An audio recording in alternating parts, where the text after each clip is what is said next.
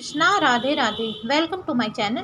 तो जी कैसे हो आप सभी लोग। उम्मीद करती हूँ कि राधे कृष्ण जी की कृपा से आप सभी लोग अच्छे होंगे और स्वस्थ होंगे।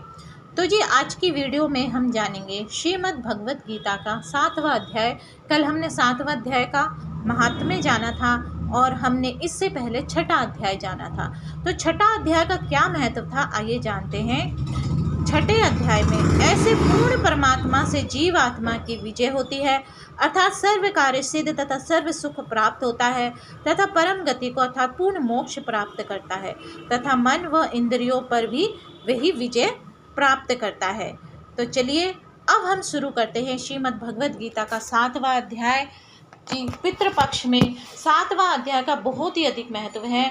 तो पितृपक्ष में अब सर्व पर पितृ अमावस्या आ रहे हैं, तो उस दिन 7वां अध्याय का बहुत अधिक महत्व होता है। तो आपको श्रीमद् भगवत गीता का 7वां अध्याय जरूर जरूर जरूर पढ़ना चाहिए। तो चलिए शुरू करते हैं हम श्रीमद् भगवत गीता का 7वां अध्याय। ओम श्री परमात्मने नमः। उसके उपरांत श्री कृष्ण भगवान बोले, हे पात्र, तू मेरे में अनन्य प्रेम से आसक्त हुए मन वाला और अनन्य भाव से मेरे प्रयाण होकर योग में लगा हुआ मुझको संपूर्ण विभूति, बल, ऐश्वर्य आदि गुणों से युक्त सबका आत्मरूप जिस प्रकार संशय रहित जानेगा उसको सुन। मैं तेरे लिए ही रहस्य सहित तत्वज्ञान को संपूर्णता से कहूँगा कि जिसको जानकर संसार में फिर और कुछ भी जानने योग शेष नहीं रहता है।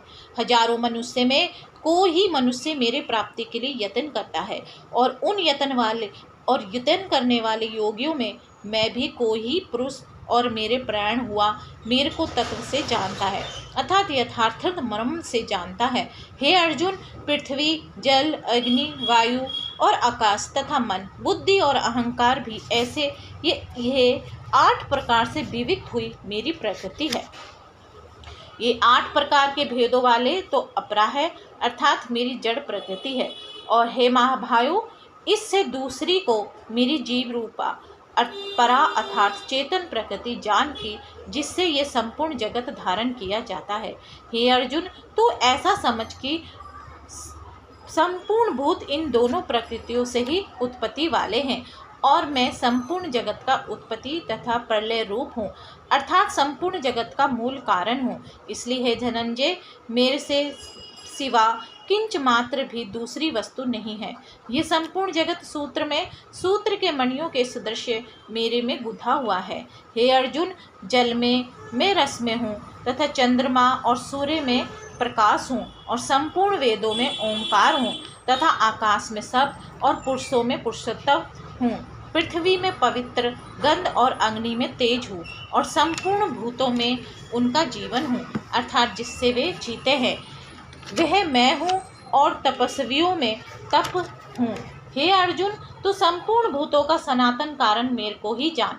मैं बुद्धिमानों की बुद्धि और तेजस्वियों का तेज हूँ। हे भरत श्रेष्ठ, मैं बलवानों का आशक्ति और कामानों से रहित बल अर्थात सामर्थ्य हूँ और सब भूतों में धर्म के अनुकूल अर्थात शास्त्र के अनुकूल काम हूँ।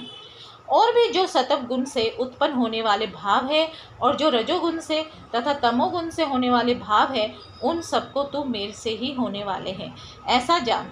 परंतु वास्तव में उनमें मैं और वे मेरे में नहीं हैं। गुणों के कार्य रूप सात्विक, राजस और तामस, इन तीनों प्रकार के भावों से अर्थात राग, द्वेषादि विकारों से और संपूर्ण विषयों से ये सब संसार मोहित हो रहा है। इसलिए इन तीनों गुणों से परे मुझ अविनाशी को तत्व से नहीं जानता, क्योंकि ये अलौकिक अर्थात अति अद्भुत त्रिगुण में मेरी योग माया बड़ी दुस्तर है। परंतु जो पुरुष मेरे को ही निरंतर भजते हैं वे इस माया को उल्लंघन कर जाते हैं, अर्थात संसार से तर जाते हैं। ऐसा सुगम उपाय होने पर भी माया द्वारा हरे हुए ज्ञान वाले और आसुरी स्वभाव को धारण किए हुए तथा मनुष्य में नीच और दूषित कर्म करने वाले मूढ़ लोग तो मेरे को नहीं भजते हैं। हे भरतवंशियों में श्रेष्ठ अर्जुन, उत्तम कर्म वाले अर्थात धृति, आत्र, जिज्ञासु और ज्ञानी अर्थात निष्कामी, ऐसे 4 प्रकार के भक्तजन मेरे को भजते हैं। उनमें भी नित्य मेरे में एक ही भाव से स्थित हुआ अनन्य प्रेम भक्ति वाला ज्ञानी भक्त अति उत्तम है, क्योंकि मेरे को तत्व से जानने वाले ज्ञानी को मैं अत्यंत प्रिय हूँ और वे ज्ञानी मेरे को अत्यंत प्रिय है। यद्यपि ये सब ही उदार है, अर्थात श्रद्धा सहित मेरे भजन के लिए समय लगाने वाले होने से उत्तम है, परंतु ज्ञानी को साक्षात मेरा स्वरूप ही है, ऐसा मेरा मत है, क्योंकि वे स्थिर बुद्धि ज्ञानी भक्त अति उत्तम गति स्वरूप मेरे में ही अच्छी प्रकार स्थित है। जो बहुत जन्मों के अंत के जन्म में तत्व ज्ञान को प्राप्त हुआ ज्ञानी सब कुछ वासुदेव ही है, अर्थात वासुदेव के सिवा अन्य कुछ है ही नहीं। इस प्रकार मेरे को भजता है वह महात्मा अति दुर्लभ है। हे अर्जुन, जो विषासक्त पुरुष है वे तो अपने स्वभाव से परे हुए तथा उन भोगों को कामना द्वारा ज्ञान से भ्रष्ट हुए उस नियमों को धारण करके, अर्थात जिस देवताओं की पूजा के लिए जो नियम लोक में प्रसिद्ध है उस नियमों को धारण करके अन्य देवताओं को भजते हैं, अर्थात पूजते हैं। जो सकामी भक्त जिस देवताओं के स्वरूप को श्रद्धा से पूजना चाहते हैं उस भक्त की मैं उसी ही देवताओं के प्रति श्रद्धा को स्थिर करता हूँ। वे पुरुष उस श्रद्धा से युक्त हुआ उस देवताओं की पूजन की चेष्टा करता है और उस देवता से मेरे द्वारा ही विधान किए हुए उन इच्छित भोगों को निस्संदेह प्राप्त होता है, परंतु उन अल्प बुद्धि वालों का वे फल नाशवान है तथा वे देवताओं को पूजने वाले देवताओं को प्राप्त होते हैं और मेरे भक्त चाहे जैसे ही भजे शेष में वे मेरे को ही प्राप्त होते हैं। ऐसा होने पर भी सब मनुष्य मेरा भजन नहीं करते। इसका कारण ये है कि बुद्धिहीन पुरुष मेरे अनंतम अर्थात जिससे उत्तम और कुछ भी नहीं है ऐसे अविनाशी परम भाव को अर्थात अजन्मा अविनाशी हुआ भी अपनी माया से प्रकट होता हूँ। ऐसे प्रभाव को तत्व से ना जानते हुए मन इंद्रियों से परे हुए सच्चिदानंद घन परमात्मा को मनुष्य के भांति जन्म कर व्यक्ति भाव को प्राप्त हुआ मानते हैं। अपनी योग माया से छिपा हुआ मैं सबके प्रत्यक्ष नहीं होता हूँ, इसलिए ये अज्ञानी मनुष्य मुझ जन्म रहित अविनाशी परमात्मा को तत्व से नहीं जानता है, अर्थात मेरे को जन्मने मरने वाला समझता है। हे अर्जुन, पूर्व में व्यतीत हुए और वर्तमान में स्थित तथा आगे होने वाले सब भूतों को मैं जानता हूँ, परंतु मेरे को कोई भी श्रद्धा भक्ति रहित पुरुष नहीं जानता, क्योंकि हे भरतवंशी अर्जुन, संसार में इच्छा और द्वेष से उत्पन्न हुए सुख दुखादि द्वंद्व रूप मोह से संपूर्ण प्राणी अति अज्ञानता को प्राप्त हो रहे हैं, परंतु निष्काम भाव से श्रेष्ठ कर्मों का आचरण करने वाले जिन पुरुषों का पाप नष्ट हो गया है वे राग द्वेषा आदि द्वंद्व रूप मोह से मुक्त हुए और दृढ़ निश्चय वाले पुरुष मेरे को सब प्रकार से भजते हैं।